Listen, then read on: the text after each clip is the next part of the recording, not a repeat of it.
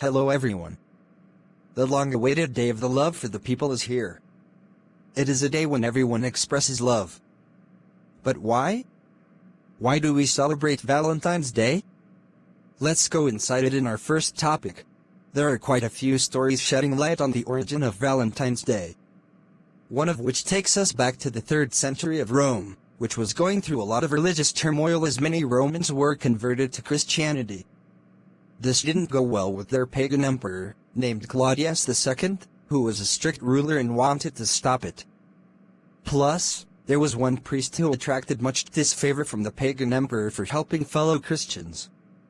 And his name is Saint Valentine.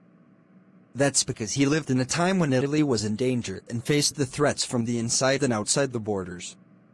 And of all the go-offness that could have been possible for the inability of the Italian army in defending the empire effectively, there was one that stood out to the emperor particularly.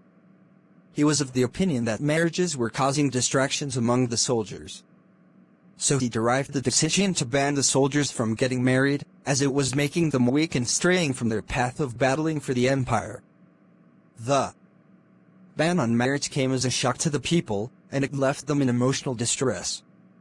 It's then Saint Valentine decided that by his powers bestowed on him, he would secretly help the soldiers to tie the knot and began performing the ceremonies in the church. Due to this act of love, Saint Valentine became the angel who helped the soldiers to tie the knot and started performing ceremonies in the church. Due to this act of love, Saint Valentine became the angel who helped the emotionally distressed. He also handed out the heart-shaped parchment to remind the men of their vows and God's love. Everything seemed to go well. But only for a while. It was not long before the knowledge of this secretive mission went into the wrong places and was reported to Claudius II. This annoyed the emperor so much that in his outrage that he ordered Saint Valentine to be sentenced to jail. But this was just the beginning of another story for Saint Valentine. Yes, in the prison in which the saint was kept had a jailer named Asterius, who noticed Saint Valentine talking to the people and helping the people around him in prison. He also noticed how knowledgeable he was.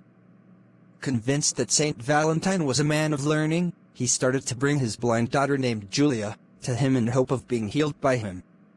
As Julia was a young girl with a sharp mind, Saint Valentine started reading her books about Italian history and gods. This way, she started to see the world through his eyes.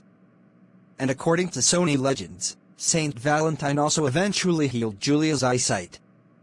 Asterius was impressed by this that he readily surrendered to Saint Valentine and took up his faith, Christianity. Soon, the news spread like fire and the guards learned about the activities taking place in prison.